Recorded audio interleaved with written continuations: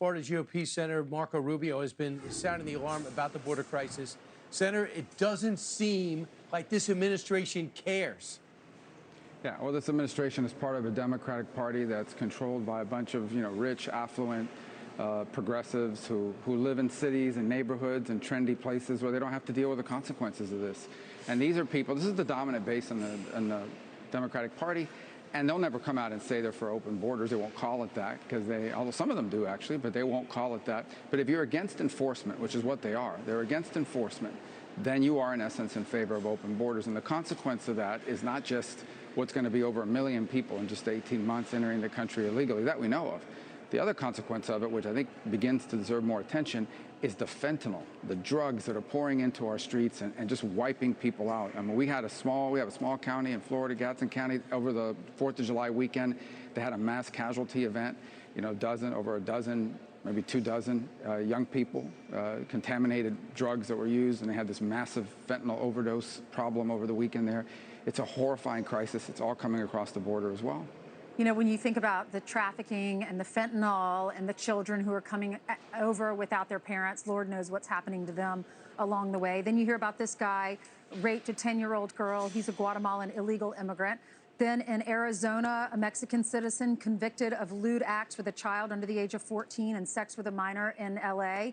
And then also in Arizona, this guy, convicted sex offender, previously removed from the U.S., also had a warrant out in Indiana for fondling a child. RGV, one of the Mexican nationals found there, was convicted for indecency with a 6-year-old child and sentenced to 10 years probation. Now, does the Biden administration think about all of these children that are being affected along the way? And Pete made a good point earlier. He said they have track of all of our criminal records. They know everyone in America and what we've done. We know nothing about these people. Right.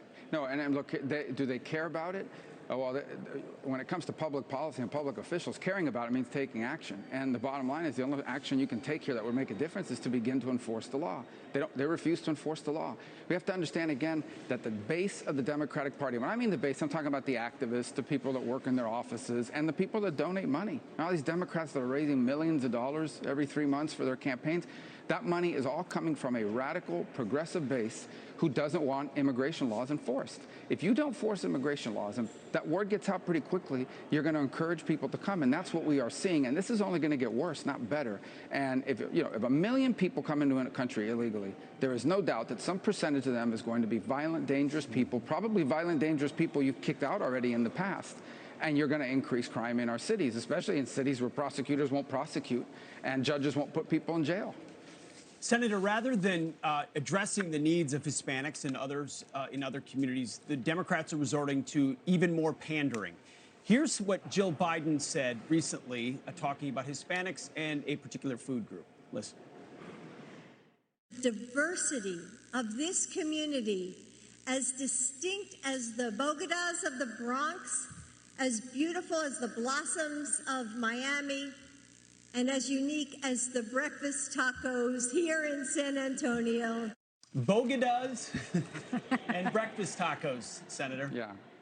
Well, personally, I identify as a Cuban sandwich, but look, it's silly because you know what? Those are speeches that are written probably by some young person who majored in Latinx studies at Columbia University or something, and then they write the stuff up because their entire agenda, the entire Democratic agenda, is designed to cater to the pet issues of affluent liberals living in trendy neighborhoods and expensive cities, far away from the consequences of the things they're for.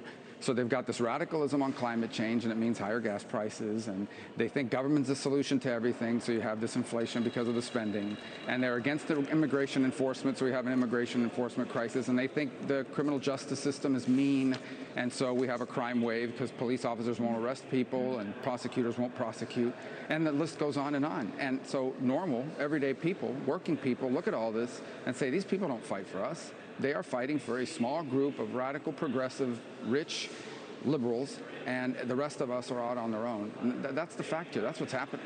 Yep. Senator Marco Rubio, thanks so much. Appreciate it. Thank you. Thank you, Senator. Right. Thank you. But they are shedding Hispanic